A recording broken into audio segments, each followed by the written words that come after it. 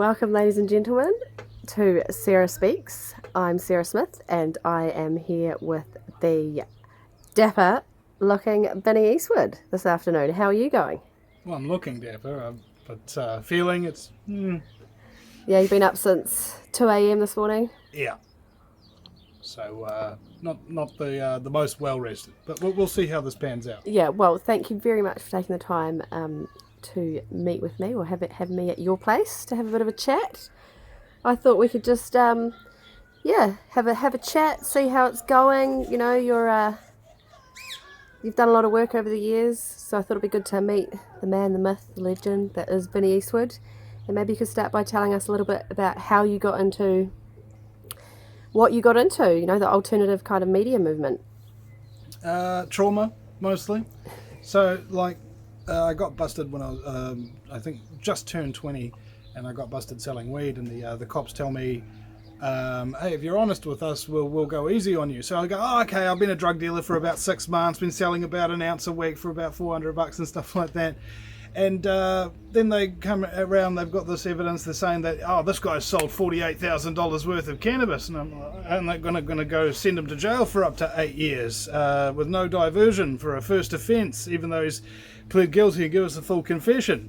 And so I lived with that prospect of going to jail for up to 8 years for about a month, and it kind of rewired my brain a little bit. And now I live permanently with complex post-traumatic stress. So if cops are coming at me, or if anybody's getting aggressive with me or something like that, I basically go into fight or flight mode, and I can have panic attacks and things like that. So that was my first experience with public employment. So I was like, okay, let's not do that. So then I went to be a telesales-person, you know, just selling telemarketing kind of thing. Became really, really good at that. Gave me a promotion, and then I spent that time, I wrote a 7-page essay about how to improve the company. And they said, yeah, good suggestions. We're not going to take any of them. And by the way, get out of here. Here's 6 weeks pay. Kind of thing. So that was my time in the private sector. So I was like, okay, I can't work for the public sector, can't work for the private sector. What do I do? And I'd been listening to activists and things of that nature, and so I just went out, got a camera. My last paycheck from the job that I was doing was pretty significant. So I thought, oh yeah, great, I can retire. And I didn't realize how much it costs to live. And so I started asking for donations from people, and this was basically back in 2007. And ever since then, I've been trying to find the people who are talking about things the media doesn't really want said. And those are pretty much the only people I have on my show now, because it was kind of like, because I couldn't work, I had to have something to do on a daily basis that was productive, that people valued, and that was actually doing some good for the world. And so I felt that giving media coverage to the people who deserved it was probably my part that I could play. He who has the ability has the responsibility, and that was like 13 years ago. Now I've got 50,000 subscribers. I've been a radio host on multiple US talk radio networks, done 4,000 videos on just one of my YouTube channels, thousands of interviews with hundreds of people, and most of them are talking about things that the average person would never even hear about, let alone have an inclination or interest in hearing. So I think it's mostly for the people who are already converted. It's not going after the sleeping masses and trying to rustle them up and wake them up. It's more the fact that the people who have awakened are very, very frightened and angry and depressed a lot of the time, because they know what they know and everybody else thinks they're crazy, calls them names, and it leads to a lot of depression among people who research into things. And so I try to do my show with a little bit of a lighter side to it, and tell a few jokes and things like that there, so that we don't kill ourselves, you know. I've been messaged a couple of times by people saying that they were going to kill themselves until they listened to the show, heard about the lighter side of genocide, And so, technically I've saved a couple of lives doing what I'm doing. Only two that I know for sure. But Amazing. it could be any amount of other people. And a lot of people like maybe have started their shows because they were on my show once or something like that, and they go, "Oh, I give you credit, Vinny," and I was like, "No, I didn't start your show. You started your show. All right, I didn't wake you up. I didn't point a gun at your head and sit you down and watch 6 months of frickin' documentaries in order to do what it takes to really wake up to things. No, you did that. All credit goes to you." And so my number one tip for people who are listening to the show is if you've listened to it long enough, turn off the show, go out there and start making the world a better place, because that's the whole point. Yeah, and I suppose it's probably, that you saying that has been a big inspiration to me to finally go out and do it because, I have listened to your show for years and really respect the work that you've done. And yeah, eventually you do just have to stop consuming information. And this is, I suppose, what happened to me over the first lockdown. I just felt so full up of information that I couldn't actually take any more in. And it's been a process of a few months now of me building myself up to doing some sort of media thing. I started with wanting to do a podcast, and then I just started filming with my camera, and so it's kind of evolved into whatever it is we're doing now. And yeah, I just thought I better get out and do it. And it's good because it, like you say, it gives you the opportunity to give back, and it gives you the opportunity to kind of, like other people talk about the truth. Once you know the truth, it has to be shared. That's the nature of the truth. You can't kind of hold it to yourself. And I know Mark Passio talks a lot about that as well. And yeah, so you've been a big inspiration to me in that sense. So maybe going back to when you started, and it was funny because this was back in my lefty liberal days, was kind of in the activist scene, kind of on the periphery, and I would see you there with your megaphone and your camera doing your thing. And then you changed your tact, so you were kind of filming the left wing activist scene, and then it went into this kind of truther information. So what was the kind of trigger for you to go from covering just left wing activism in Auckland to then diving a bit deeper down the rabbit hole? Do you remember? I think I was already down the rabbit hole, and all the left-wing activists and things like that I was covering, they were just simply the only protests that were going on. I mean, at that point, I had no idea what politics was. I didn't know what left meant. I didn't know what right meant. To a large degree, I still freaking don't. I'm pretty sure the vast majority of people that call themselves left or right don't know what it means either.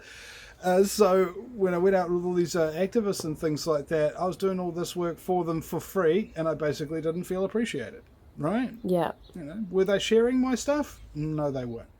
Were they thanking me, donating anything, or any kind of real measurable appreciation for the hundreds of and thousands of hours that it takes to go and film a whole protest for hours and hours, and then sit at home all night and all day the next day and the next day after that, editing through all the stuff so that you can get it in, you put music underneath it and put the titles on the top of it and everything like that. Nobody knew I was doing that, right? Nobody knows how much work it takes. I didn't know how much work it takes, and now I do. So I don't want to really help anybody unless they actually A, appreciate it, or B, compensate me for my time. Because the things that I know, the things that I can do are incredibly valuable. And once you've got a video of something that you've done, it's right there. It's like a movie, Put it in your DVD rack and keep it there forever, or whip it out at whatever May Day it happens to be. So when it comes to the political aspect of it, I think that I was just learning, right? I went out there, this person says this, that's interesting. This person says that, that's interesting. So you start getting to meetings, you start going out to protests, you start interviewing these people in their own time, you start getting them on the shows. And I think it was about the time that I got offered my radio slot on American Freedom Radio, I think late 2008, might have been 2009 even, And that's when I had 5 days a week of talk radio to do, from 5 a.m. till 7 a.m. or from 3 a.m. till 5 a.m., 5 days a week, 2 hours a day, co-hosting with an American guy. And so I really didn't have the time to go out to protests and start editing videos and keep doing that kind of thing anymore. And ever since then, I've sort of just retreated inward and inward and inward.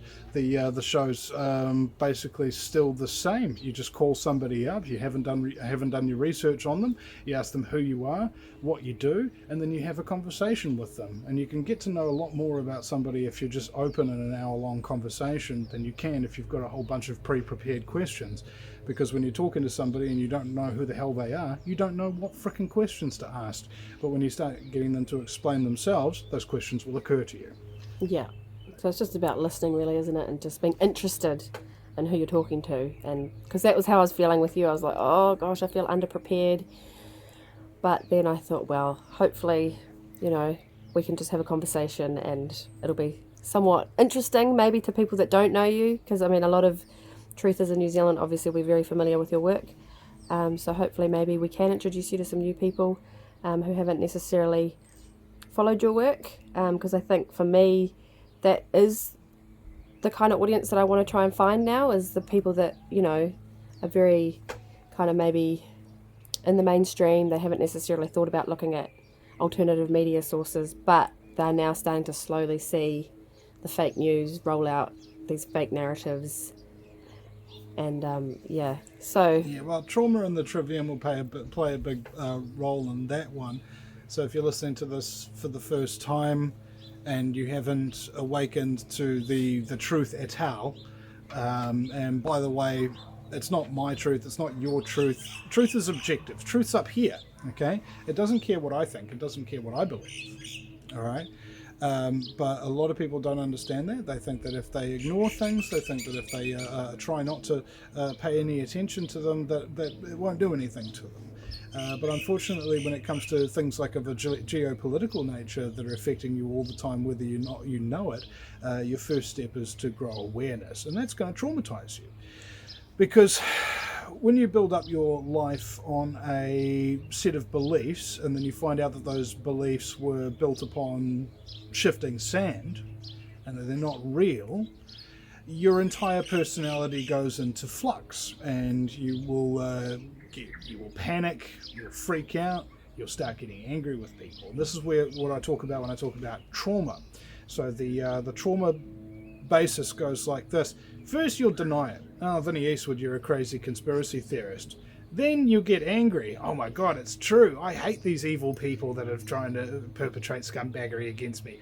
Then you'll start bargaining and you'll be like, oh, but maybe if I just keep my head down or like get a different job or something like that, maybe if I go live in a rural area, then maybe they won't be able to get to me or something like that. And then you realize that that's not true either, that there is no escape, and that's when you start to experience the depression. Okay? And most people do not reach the fifth stage, acceptance. Okay? So if you're getting involved with this information, it's going to traumatize you. Okay? You're going to deny it, you're going to get angry, you're going to try and bargain your way out of it, then you're going to get depressed when you realize you can't, and finally, if you're lucky, if you really work hard at it, you might be able to accept it. Now, what are you accepting, though? You're essentially accepting what's called the trivium. Now, when you want to know a fact, you ask the questions. Who? What? When? Where? How? And why? Why is the question that you ask last, okay? It's very irritating when children are asking, oh, but why is this? Why is that? Oh, but why would Jacinda do that? You know, these kind of childish notions that we do. What is the point of knowing why something is if you don't know what it is, how it happened, who was involved, when it occurred? You see? That is called doing your grammar, putting your facts first, then you come up with your why and your theories and what have you to fit the facts. Because if you're starting with your why first and then you're trying to make the facts fit your theory, it doesn't work because the facts don't care what you think. Okay? If your opinion is gravity doesn't exist, jump off the cliff. Boom! Gravity doesn't care that you think it doesn't exist. Second's part of the trivium. Okay, that's part one. And that's very difficult to learn how to distinguish fact from fiction. Second part is rhetoric. Okay, that's when you are able to be asked questions, who, what, when, where, why, how, about a particular subject, and then you can rattle off answers. Just like that. Okay, that's the second phase of your life. First phase, figure out what you're talking about. Second, learn it so well that you could teach it to others. And of course, naturally, the third phase is spend the rest of your life teaching what you've learned to others, so that they don't have to go through the process that you did, the long, arduous hours of experimentation or something like that. You can just give people knowledge, and then that enables them to do things that they wouldn't previously have been capable of had you not just given them the knowledge. Knowledge doesn't have really any value, because if people don't use it, what's its value? It's the very definition of useless knowledge if you don't frickin' use it. And a lot of people are robbed of what's called agency. Agency is the ability to look at something in the world and get up off your ass and do something about it. That's agency.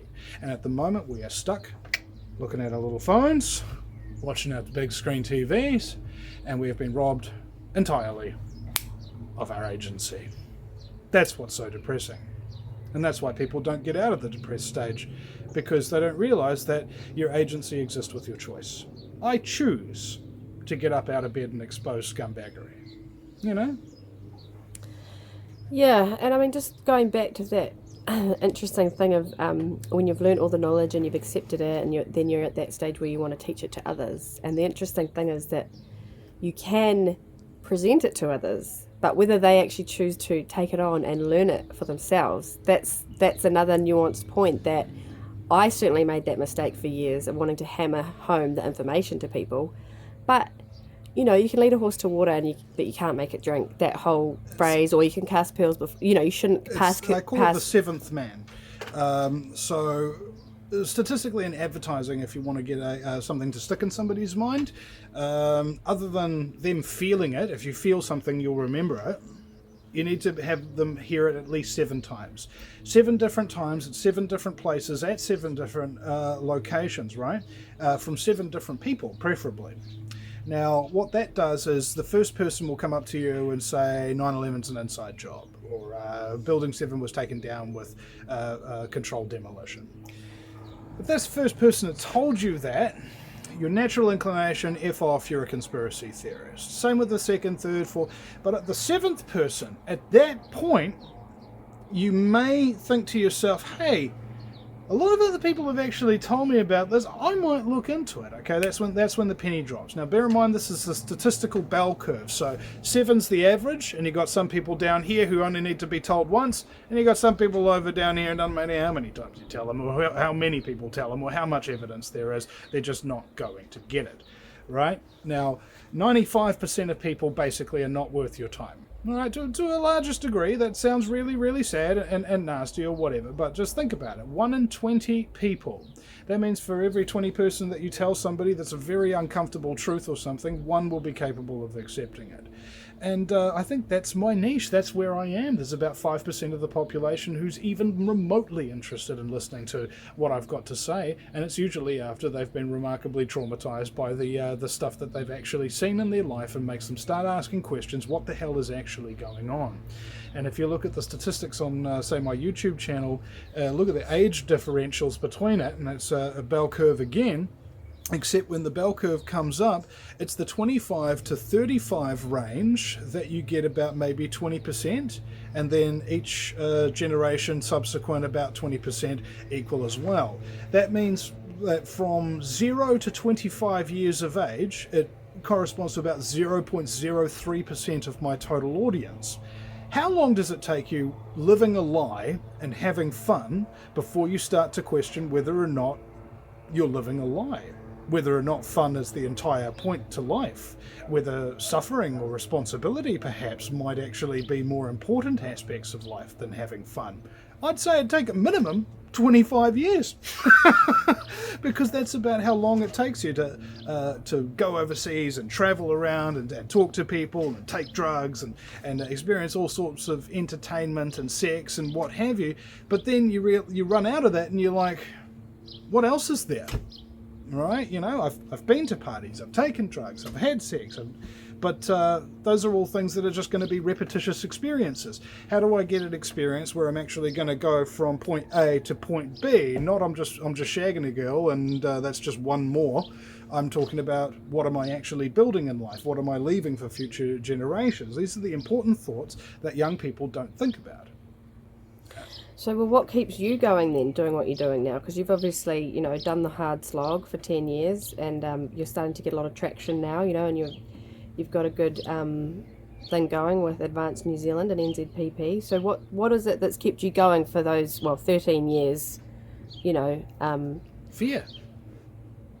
I'm absolutely terrified that a cop's going to come up my driveway, just like when I was 20 years old, and ruin my life, destroy me, take me away, that kind of thing. I sit with that fear. I wake up, I go to bed with it, and I wake up with it every morning, and it doesn't go away. And the only time I can actually ever feel better about my existence here on this planet is if I'm trying to help others not be afraid like I am. Yeah. So do you think that fear, is that part of the complex post-traumatic stress disorder that will always just be with you and you're just kind of going to have to manage it, or will it eventually go away? Well, the thing is, I got complex post-traumatic stress disorder long before I became a truther, long before I started doing this. It was not about the complex post-traumatic stress, because there's a lot of people who've got that don't do what I do. Right, so when you're talking about fear, you're talking about the fear of the consequences of not telling the truth and what's coming down the pipeline if we don't stand up. I mean, I already see all the plans and all of this stuff, all of these white papers and documents and things of that nature that have come out and admitted that, yes, we're going to kill you all. And yes, we know that you're too stupid to be able to stop us. Okay, so let's name a few of those for people that are coming to this information so fresh and so new. Where would you send them to go and get these documents that you're talking about for the actual evidence? You're probably going to want to start off watching documentaries to a large degree. I mean, say, for example, Alex Jones' Terror Storm, a history of government-sponsored terror, where he cites case after case after case after case of governments either knowingly or purposefully destroying or killing their own people in order to blame it on an enemy so that they can justify bigger budgets or something like that. And this is the lesson of history. It happens over and over and over again. But in terms of documentation, you might want to look to Agenda 21 Sustainable Development to a large degree. Rosa Corey, who wrote the book Behind the Green Mask, UN Agenda 21, has told me that it is the conspiracy. So when everybody talks about conspiracy theories, plural, there's actually only one conspiracy, according to Rosa Corey, and that is Agenda 21. Now, in the Agenda 21 document, it sounds real nice. Oh, we want water available for all. We want a nice housing available for all. We want education available for all. That sounds really nice. But the question is, who's going to own all that water? Who's going to own all that housing? Who's going to control all those education systems and what they teach? And the UN goes, well, we will. And you're like, whoa, hold on a second. What does that mean for individual freedom? Because if every single aspect of everybody's life in every single way will be micromanaged every single second of the day by bureaucrats that live in an international ivory tower, figuratively speaking, where is individual freedom going to come from? Where's my choice to wake up in the morning and go expose scumbaggery? You know, where's my choice? I want to make a video today, or do I want to do a radio show? Do I want to do an artwork? Do I want to do a song or something like that? I won't have those choices. Okay, and that's what UN Sustainable Development essentially does. It is the complete global lockdown of every animal, vegetable, mineral, and information source. Everything will be tagged, catalogued, data mined, whatever. And when you look at China, the social credit system, that's a big concern. And it's being proposed by the Green Party now at the moment here in New Zealand to bring a social credit system in, so that if somebody says something bad about the government, their social credit score goes down and they maybe can't use public transport, or they can't go to a public library, or they can't get a job, or they're not allowed to rent anymore, or maybe they're not allowed a bank account anymore, and then they're dead because they can't buy food. right? Cashless as well, going full on cashless. So these aspects are so crazy that anybody would even come up with these ideas in the first place. It's that freaking crazy that it's perfectly reasonable for people to discard it offhand. What? Powerful individuals with a lot of influence using their power to maintain their influence? Pull the other one. You know, this this is the world we live in. It's completely upside down. So people see the United Nations as this big fluffy organization, but in actual fact they've been implicated in lots of things like war crimes, human trafficking, drug running, this sort of stuff.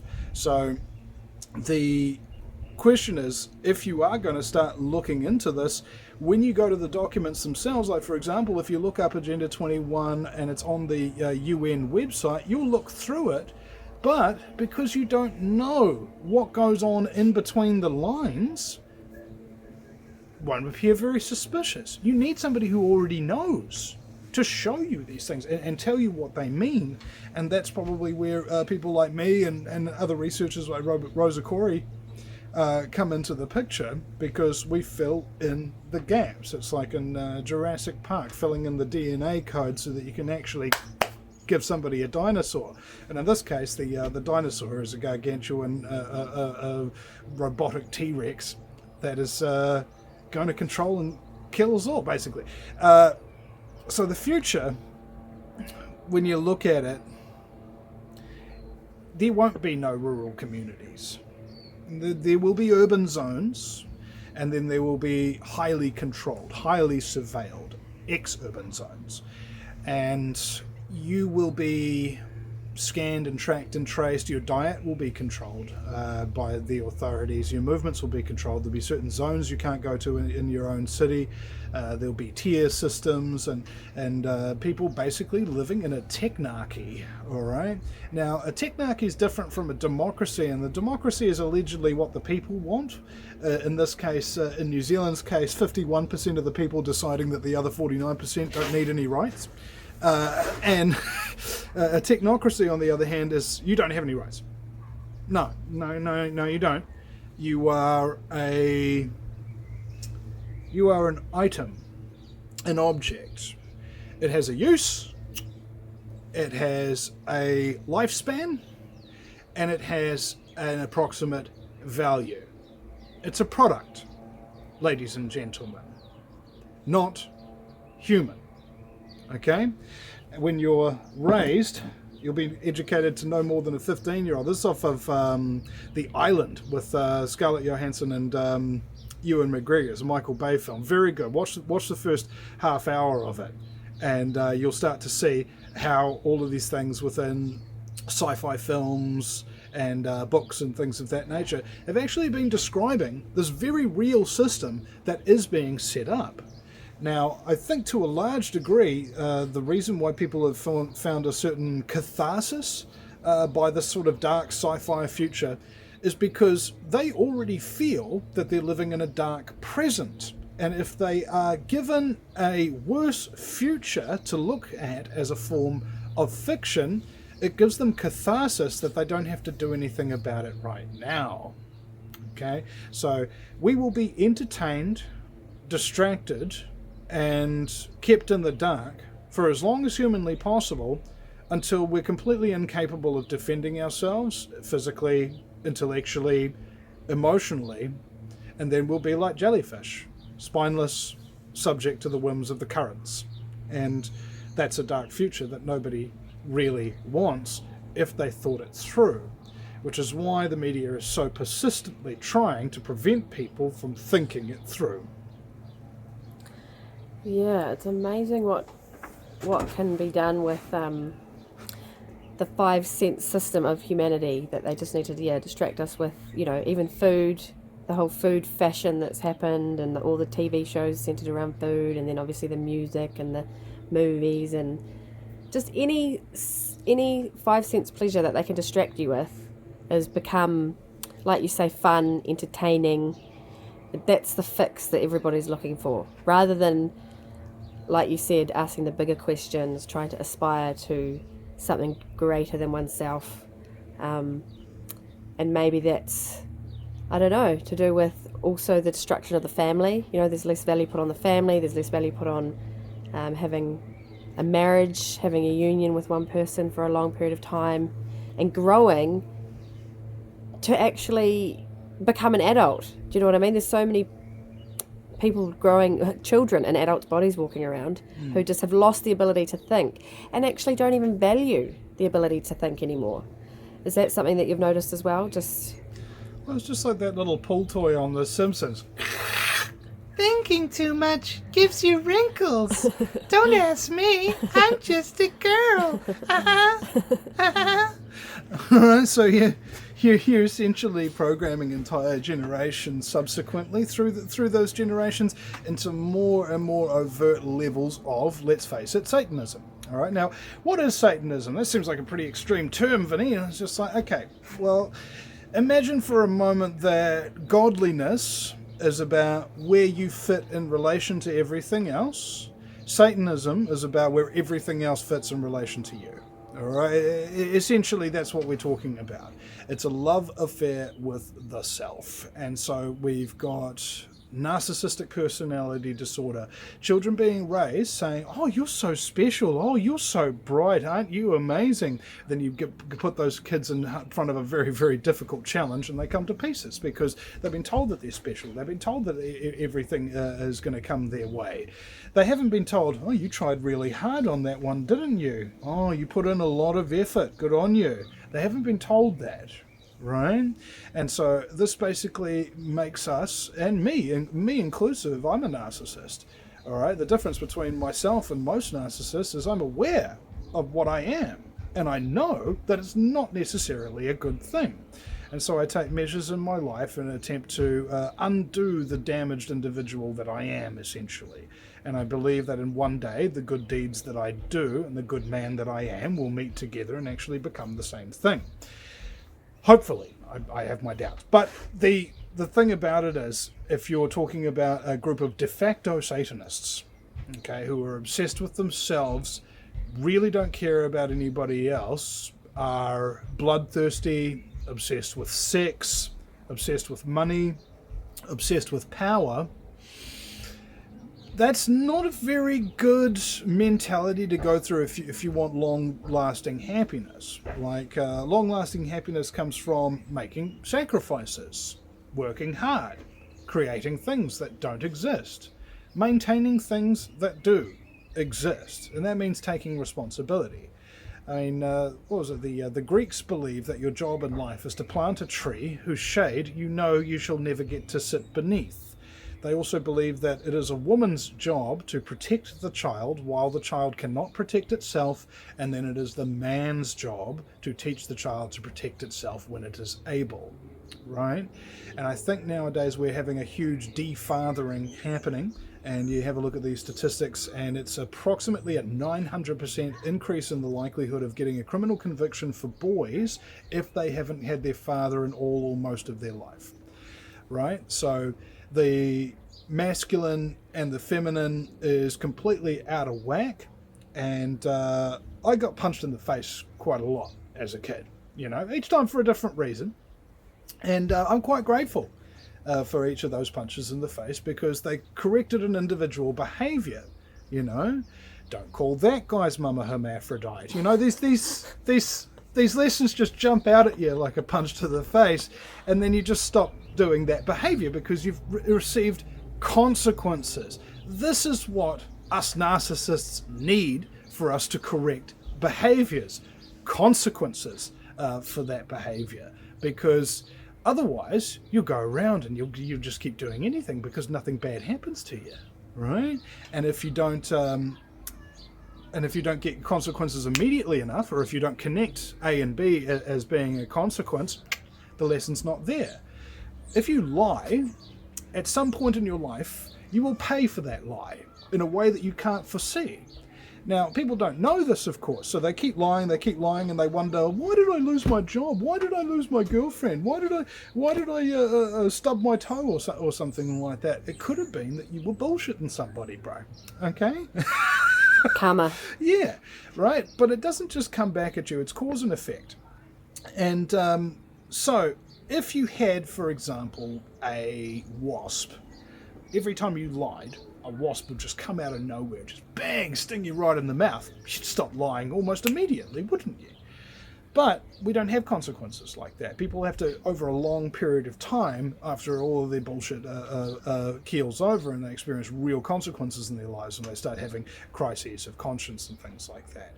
So, consequences need to be very, very quick, very, very sharp. This is what men do, because traditionally I've been punched in the face by men, and you see all these politicians and cops and things of that nature, people who have power, who exercise it corruptly in some cases, and do not get consequences. They don't go to jail, they don't get beaten up, or something like that, right?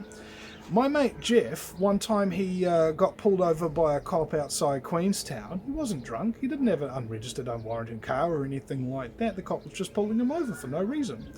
And then he steps out of the car to say hello to them, and the cop grabs him and shoves him on the hood of the car. And then Jeff just turns around, haymakers him, and the cop's just knocked out. Right? So Jeff goes, whoa. He gets in his car and he drives off. The cop never followed it up, okay? Because he experienced consequences for his actions that made him realise that, hey, maybe doing that wasn't such a good idea. And also going back to the police station and telling my cult member police mates that I got haymakered by somebody I roughed up for no reason ain't going to look very good for me either. So again, the key here is immediate consequences, really, really connected. So when I told the truth to the police and the police betrayed me, that's an immediate consequence. Don't talk to the police. I'm not telling you don't tell the truth to the police or lie to the police. I'm saying don't answer their questions. Okay?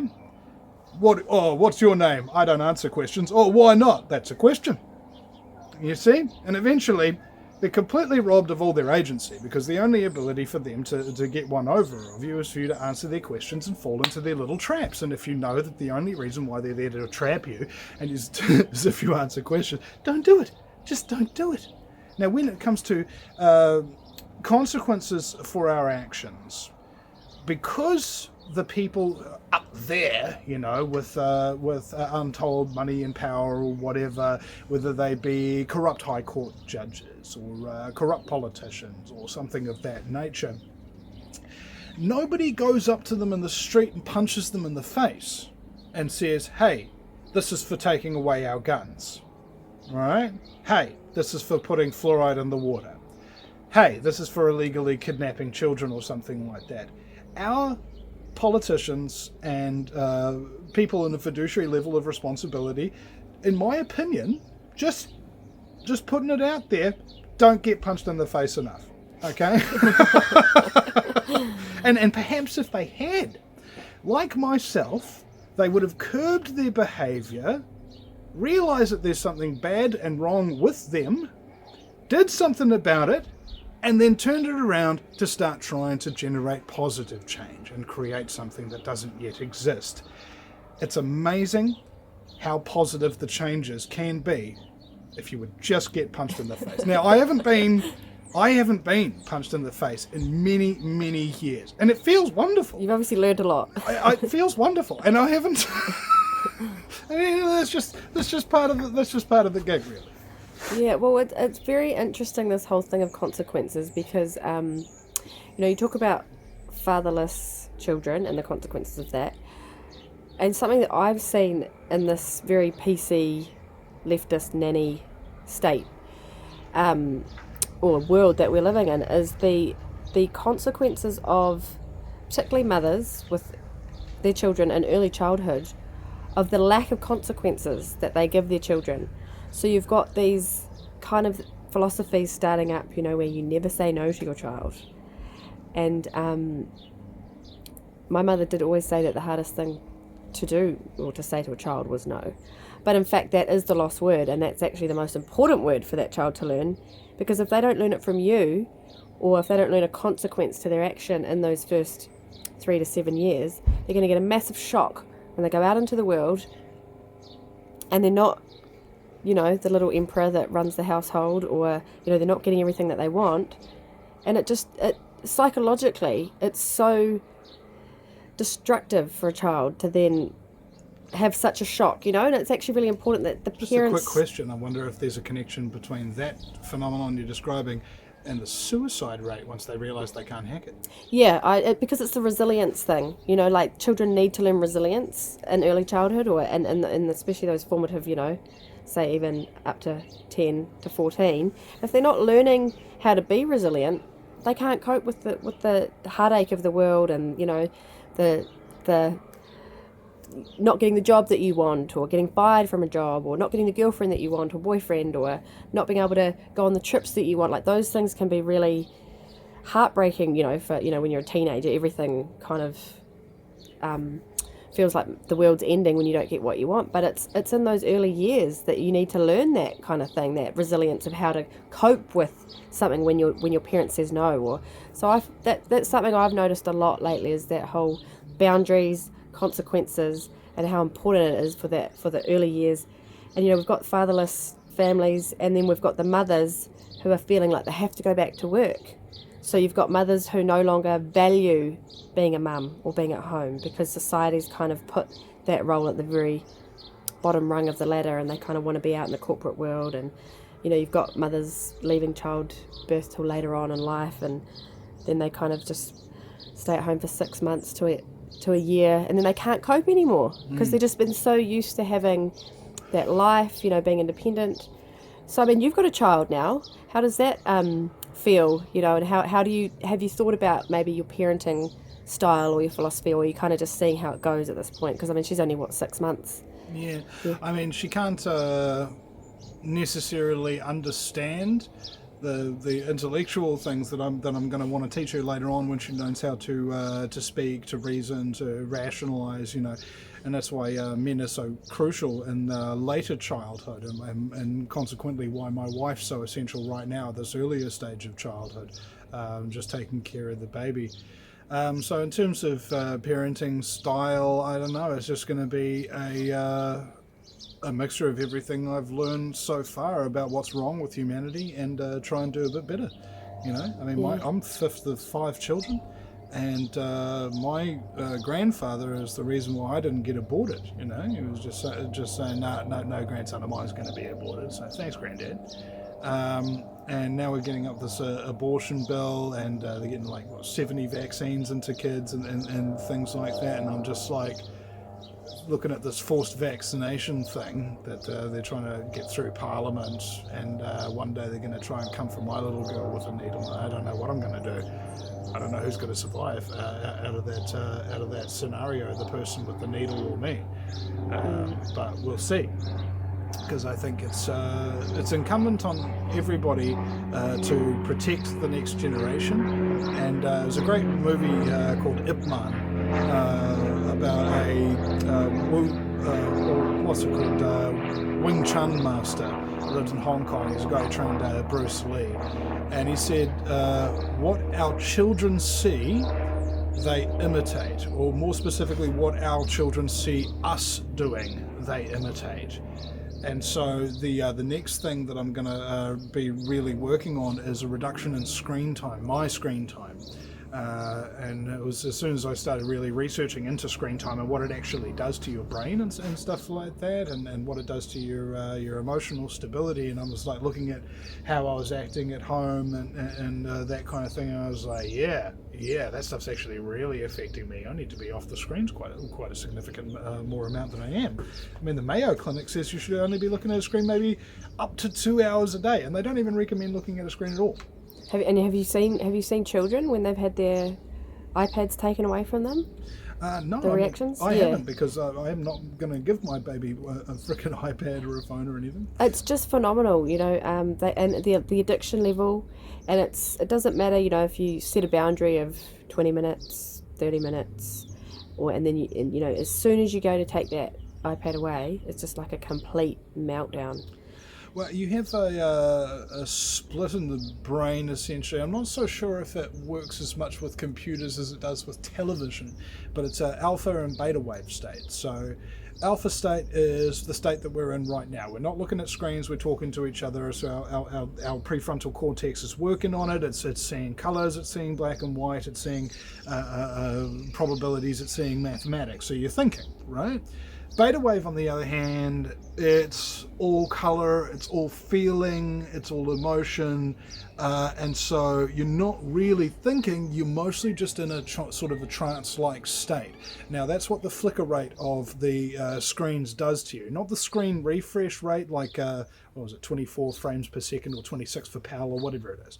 Not that, but in terms of the like the blue light? the lights themselves on your devices, how often they're actually just doing their thing, that is actually putting you into a trance. Okay, now when you're in that trance, it takes about 30 seconds to get into it, about 30 seconds to get out of it. When you take the iPad away from the child, that first 30 seconds is fucking dangerous. Yeah, you gotta get out of the way.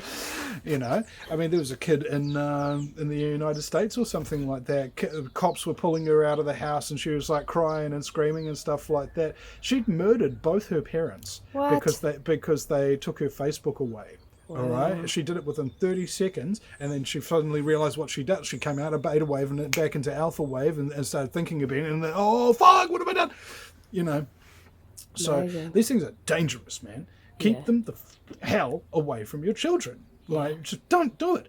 And look at the Mayo Clinic studies on that. They've been pretty interesting. They did a brain scan of somebody who was completely addicted to drugs, hopelessly, and then somebody who's completely addicted to a screen, totally addicted. Exact same thing happens, right? Normal brain's got a patch here, a patch there, a patch there, a patch there. It's kind of stable, right? But the brain addict, or the screen addict, has patches all over the place, and they have these tiny little spindle connections to them. So instead of all your thoughts being here, all your emotions being here, and all of your feelings over here, like physical sensations and what have you, they're all completely split up. So you can't concentrate on anything for more than a couple of minutes. All right, just like a hugely badly crack addicted mofo. All right, that's what screens essentially are. They're crack, and so therefore you probably shouldn't use them unless it's recreational. I'm joking. but that's what the guy talks about. Even like the developer of Facebook and the developer of these different social medias, like they know exactly it gives you is it dopamine hit? You know, every time you get a like, or like the way that they've actually set it up is exactly to give you that same effect of as if you were a drug user. Well, it's an actual fact, a dopamine feedback loop. Yeah. So you make a post, you get some likes, you get some dopamine hits, and that makes you want to do another post, which you get more likes, and you're stuck in a feedback loop. Now, other than the biochemical feedback loops, they've now got us into what they call online ghettos, right? Where I'm censored, okay? Hardly anybody can see my stuff, except all the people who've already seen it and really like it and are really looking for it, you know, that kind of thing, and nobody else is allowed to. All right, it doesn't appear on anybody's feed. Like your shadow banned. That's basically shadow banning, online ghettos. And so I'm very concerned as well for the future of my show, or anybody's show. So really. What are you doing? Are you going to other platforms? Because I feel like they've started so many platforms that they're just going to create more ghettos in each platform, and everyone's going to be so divided in their little platform, and like you're going to be in another echo chamber. Yeah, you're going to be divided then conquered, basically. Yeah. So are you going to BitChute or MeWe or? Already have, but at the same time, I don't really spend any time on them because nobody's fricking on them. Yeah. You know, everybody's on Facebook, everybody's on YouTube. Hardly anybody's on BitChute or any of these. So what's happening on the 1st of October? I have no idea. All right, and this is the thing. They just make stuff up as they go along. Nobody reads the terms and conditions, and so they'll do whatever they want in whatever way they want, and that's the way they like it.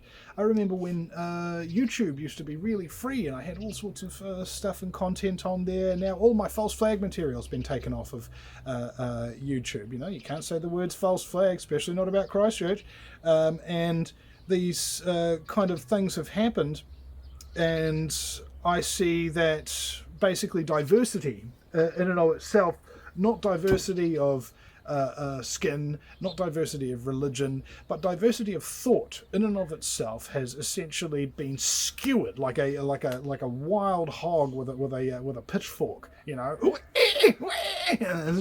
People are completely just screaming out. There's blood pissing out, and it's just. That's what's happening to the intellectual thought and diversity of opinion now. Nobody even cares about talking about real issues, because if you start talking about real issues, then you're going to get banned. Yeah, well, and first they'll call you a racist, a sexist, a white supremacist. What else do they call you? Homophobe. A homophobe, a bigot, transphobe. Yeah, so they come out with all these kind of smear words to kind of get you to lose your credibility, basically. And then once that stops working, once people see through that, then they just straight out come out and block you, ban you, take your content down. So it's like the modern day book burning, isn't it, that we're in now? In some cases, literally. What was it in Auckland Libraries, I believe, is getting rid of huge amounts of books at the moment. And I don't know what books they're getting rid of, but I can probably take a few guesses, that they'll be the kind of books that are telling people not to trust authority, because authority isn't always right, and to think for yourself, and to have an ear for liberty. It's just, these words don't mean anything to people anymore. Freedom doesn't mean anything. Exactly. Liberty doesn't mean anything. Yeah. So, rights. You're taking my rights away. What does that even mean? Okay, well, here's what a right is. A right is anything I can do that doesn't hurt you or damage any of your stuff, basically. All right? Anything that doesn't hurt somebody or damage any of their stuff, that's your right. Pretty simple. Okay? Pretty basic, pretty simple. So naturally, we've got shockingly large amounts of laws telling you what your rights are, the Bill of Rights and all of this kind of stuff to confuse the issue. Oh, well, ignorance is no excuse. Then why do you make 20 million laws, bastard? These people don't give us really any room to breathe, and the reason for that is because they're control freaks, psychopaths. All right? They have a pathological inner need for power and control. Okay, and I think to a large degree this is when they're children, they don't have any power of their own. They don't have any control over their own lives. What they have is abuse. What they have is suffering. So in an effort in their later psychopathic life, once they've realized how to reason, how to manipulate people, how to fake being what they are, they then seek the highest position of power and money available, so that they can have the power. They can be the abusers, so that nobody can abuse them any further. Right? It's really sad. But the thing is, just because somebody stumbles and loses their way doesn't mean they're lost forever. And the problem with psychopaths is they're lost forever. Okay? You can't negotiate with them. You can't bully them. You can't do any of the normal things that you could do with an ordinary human being. Because they'll always stoop lower than you ever would. Yeah. I mean, and they'll do things and you're like, how could you sleep at night? And the fact is that they don't have a conscience to keep them up. All right? If you and I were having a really aggressive conversation, you said some mean things to me, or I said some mean things back, or whatever, and then we go our separate ways, and I go to bed, and I'll be tossing and turning. Oh, that bitch! That's what happens when you've got a conscience. If things are bugging you, you can't sleep properly. Psychopath, on the other hand, you know what? I raped and sacrificed 20 children today. Just like that, out like a light. As soon as the head hits the pit, bro, they're out. Okay, there's nothing here. Okay, there's no heart. Yeah, and that's the whole cremation of care, isn't it? That they're kind of, through the different mechanisms, that they're cutting everybody off from their heart and their conscience, so that you're just going straight from reptilian brain to frontal cortex, and you can highly function without that emotional kind of connection. Yeah, well, you've got three brains, essentially. You could liken it to the connection between your head, your heart, and your gut. Okay, what does your gut tell you? What does your heart tell you? What does your brain tell you? You'll get three different answers, because they're all doing their own thinking. Okay, the heart's got neurons in it, the gut's got neurons in it, the brain's got neurons in it. One of them does your analytical thinking. It's controlled by the prefrontal cortex, so that's your logic, your reasoning, your facts, your numbers, your figures, your black and white. And one of them does your emotional reasoning. This is called your mammalian brain. Every mammal's got one, and it helps to do something, like if somebody punches you, you feel something, right? Not just physically, but emotionally. Why did they punch me, right? Or if people are laughing at you, you feel something. Okay, that's what your mammal brain is supposed to be there to do, because that helps you to stay within a group of mammals to allow you to survive. What's he thinking? How does that make me feel? You know, that kind of thing. And the final part of the brain is the gut, the reptilian cortex, right down the bottom there. That's what governs your fight, flight, or freeze. Okay, people have always heard of fight or flight, but they don't really necessarily mention freeze in there, and that's because of fear and anxiety. All right, so fear will affect you in one of three ways. Guys coming at me with a stick. All right, and I'm like, okay, well, do I run from him? Do I fight him? Or can I not get away from him? Do I freeze?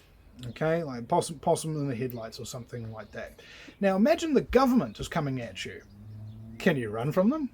No, you can't. Can you just fight them? Can you just shoot? Can you just execute the government like that? No, you can't. So you freeze. Now, this is when you've got your reptilian cortex activated and you're going into fight mode. That activates anger. Anger is a very important thing. It was given to us by the gods so that we could defend what was ours. When you are in flight mode, that is fear. Oh God, I'm running away, get the hell out of here. Okay, anger, fear. And what's the last one? Freeze. What does that represent? Anxiety. What is the most permeated sensation within modern times? Anxiety. Anxiety about everything. Am I too fat? Am I too skinny? Am I too smart? Am I too stupid? Am I too funny? Am I too lame? You know, that kind of thing. Do I have a good enough job? Is my girlfriend's pussy good enough? You know, there's just many different ways that we can make ourselves anxious because we can't run away from the problem or just fight it with our fists. Well, yeah, and that's bringing it right into the present day with this whole COVID thing, is the anxiety. That's been the biggest thing that is just permeating through everybody. And even, you know, when it first came out, and, you know, when you've been studying long enough, you can kind of see the playbook rolling out and you kind of know what's coming. But still part of me kicked into anxiety, and then still part of me, like when I'm out at the supermarkets or I'm out in the world and I'm seeing everybody else's responses, it was still affecting me, despite, you know, kind of knowing kind of what they're doing and what's happening. But anxiety it's really crippling. It just really does make you feel like you can't do anything, and you just end up, like you say, freezing. And I mean, that's the best kind of position for a government, isn't it, to have all their people just sitting there too scared to go out to the supermarket, too scared to go and see their friends, too scared to do literally anything. Yeah. And what I'm really worried about is the children, because they've actually, you know, firstly they had the climate change thing with just complete, you know, the world's going to end in 10 years. You have stolen my dreams and my childhood. How dare you? How dare you? And so that was, you know, causing post-traumatic stress disorder in the next generation. And now you've got on top of that the COVID. These children that are coming up now are just, you know, it's going to take a lot of work for them to undo that anxiety and that fear and that kind of post-traumatic stress disorder. I mean, I've got a lot of awareness about it, and I'm not over it. You know, so what the hell is what the hell is the chance of any of the average kids or something like that who don't have my brains, or don't have my contacts, or don't have my history, or don't have my connections, or don't have my resources, or something like that? They're going to kill themselves, and the suicide rate. Some frontline staff was telling a member from Advanced New Zealand that the suicides that they're seeing on the front lines have tripled. Oh no, yeah, and so they're not going to release those figures for another 1 or 2 years. I saw on an Official Information Act request. Well, of course, and then when they do release them, they'll downplay it in the media, or it'll just be too frickin' late, won't it? It's kind of like every year you hear on the news a new cancer drug is in development that's showing promise. Do you ever hear about that cancer drug actually ever being released and actually having promise? No, you don't. You just hear that something's in development, right? Yeah. And so I think that's the same thing with anxiety, okay? People are dying, and a cure's perpetually in development, all right? It's never actually going to come to the market. And the best that you can hope for, I think, is weed. All right, frankly, at this point in time, ladies and gentlemen, weed is probably what you need. Okay, and conveniently, we've got a legalization referendum coming up. Now, think about this: it makes you happy, it makes you hungry, makes you thirsty, makes you sleepy. Now, for 10% of the population, on the other hand, it can have very negative psychological effects. Now, of course, this is when you're smoking it. Cannabis, in my opinion, although I'm a cannabis smoker, shouldn't be smoked ideally. You would be preferably doing your edibles or just putting it raw into your diet. Now, edibles and things like that, if you want to get like high or wasted or whatever, fine. That'll reduce your anxiety. That'll help you get through the day. That'll help you to sleep. If you're anorexic, it'll make you hungry, whatever. But the real key here is cannabinoids, right? The human body has an endocannabinoid system, cannabinoids from within, and they're responsible for the growth and regulation of all of our cells, including our brain cells, and this regulates our emotions and things of that nature. Now, when cannabinoids are released into the system, let's say through supplementation or something of that nature, let's say you've got a cell, maybe it's in your wrist, maybe it's in your lung or something like that, and it's crying out and it says, I need magnesium, I need vitamin C, I need iron, I need zinc. The cannabinoid molecule will approach the cell, and every cell, even from birth, has cannabinoid receptors specifically designed for this purpose. The molecule will insert itself into the holder of the cell will send it a signal, the molecule will then rearrange itself into the precise chemical structure that the cell is craving, and then reinsert itself and deliver the nutrients into it to allow the cell to heal itself. Okay? Freaking amazing. Which is why cannabis appears to work for pretty much any condition. You know, you got somebody with arthritis and they, hey, my hand's fine again. I was smoking with some old guy one time, and all of a sudden he was like getting out of his chair and he was like jumping up and down. He's like, wow, I can jump up and down. All right, because that's what it does. And when we're looking at, say, for example, nutrition, let's get out of the high thing. Okay, let's get out of this mentality about getting high. I love getting high, but the thing about it is, if you've got high potency THC, hemp oil, or something like that, that can cure cancer. Just an ounce of that real hardcore oil can cure cancer if you take it over the course of a month or 3 months, right? But ideally, it should just be in the diet. Cannabis buds, cannabis leaf, and things like that. Eat a cannabis bud. You don't get high. You can't unless it's burnt or heated up or something like that. This is called decarboxylation, right? So when the cannabinoid molecules have got there, they've got this layer of carbon around them, and that needs to be burned off. And once you burn that off, that releases the tetrahydrocannabinol and the CBD at the same time, so you get that kind of psychological effect. When, however, you just simply ingest it without burning it, the carbon doesn't really come off of it, but everything still gets processed in much the same way. So you get all the nutritional benefits of that in terms of cell growth and what have you, without any psychological effect whatsoever. So as the old saying goes, if you want to get discombobulated, it's got to be decarboxylated, bro.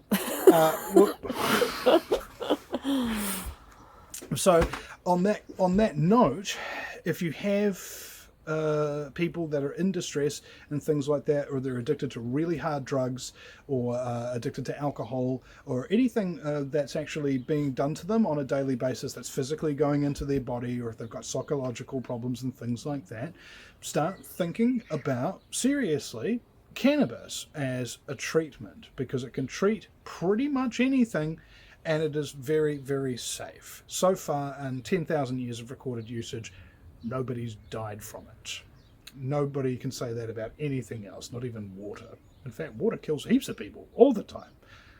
Okay, well, yeah, and I understand that, and there will be a percentage of people that are willing to go down that track. And if we bring it back to anxiety, though, I mean, I would say that there are also a lot of other alternatives, like you kind of mentioned. Well, we'll talk about nutrition, like ingesting things, but even, just your vitamins and your minerals, and having a healthy diet, and having an exercise regime, and having a regular sleep pattern, and having things that fill your soul, because we're all such individual, unique beings, that there are things that nourish our creative side, whether it's, gardening or painting or singing or, all these things that spark our imagination and bring us connection to ourselves and the divine God, however you want to see it, that those things can also help with anxiety and kind of relieving that buzz that can happen through, like what's going on in the political world or what's going on with, people just in their interpersonal relationships now, or, there's so much fracturing going on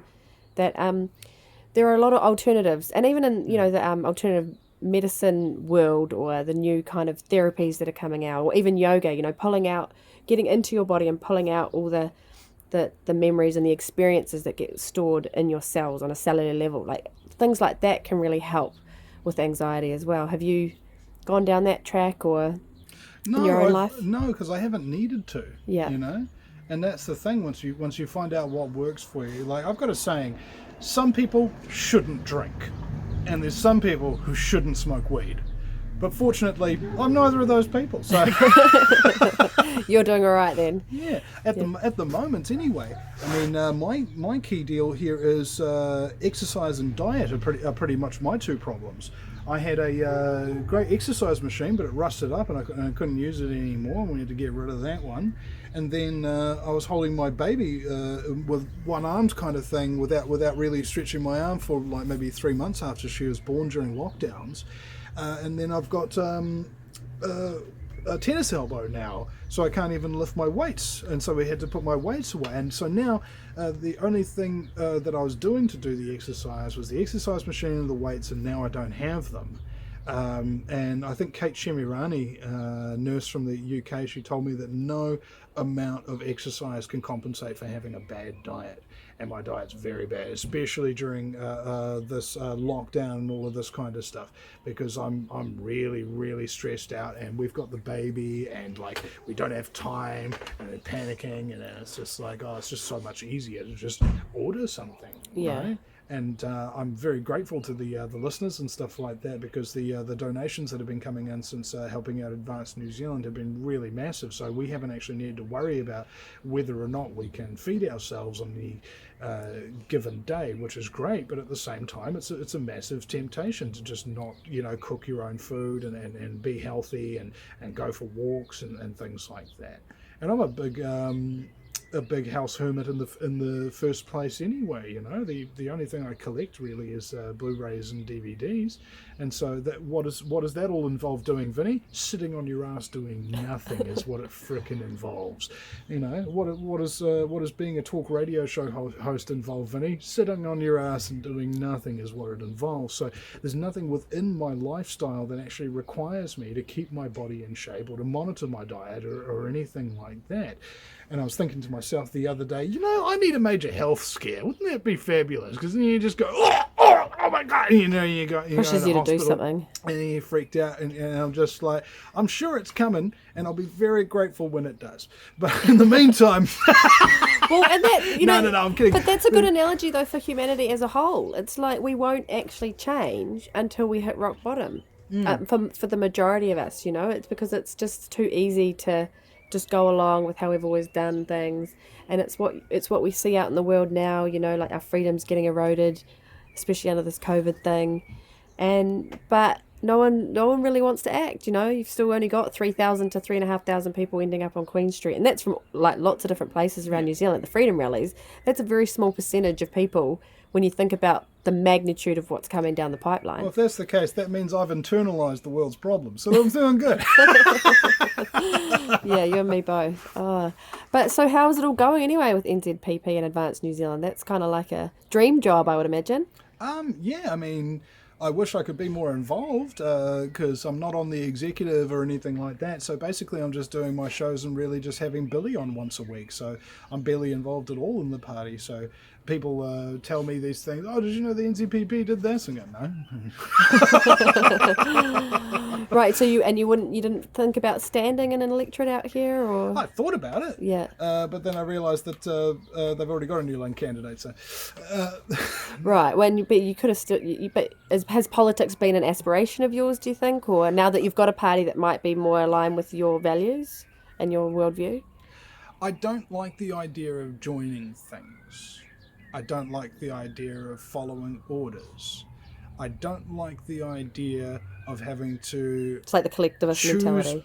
choose my words because there are people who would not accept the truth. I don't like that. So, in general, political parties, politics in general, is kind of anathema to my personality. But I'm also a narcissistic, attention-seeking douchebag. So there's a certain appeal. Yeah. Well, you did well at the rally the other day. I think they could, it'd be great if you could go and speak down there and talk to the crowd one day. Yeah, well, I've got band practice tomorrow, so I won't be able to speak this week. But, Yeah. soon enough. Get you down there. Right, and so you're just going to keep on with your show at the moment. Do you 5 days a week? How's that panning out for you? Yeah, I mean, I'm in a bit of a crossroads crisis point at this moment because we've got 3 weeks until the election, and a lot more needs to be done than just 5 shows a week in that time. We want to get all the candidates on and stuff. It's just buzzing around in my head. I mean, It's a big job. I've noticed that if I do something other than the bare ass minimum, to me the bare ass minimum is producing, live streaming, and cataloguing 5 hour-long shows. Has this thing died, has it? Oh, gosh. Sorry, folks.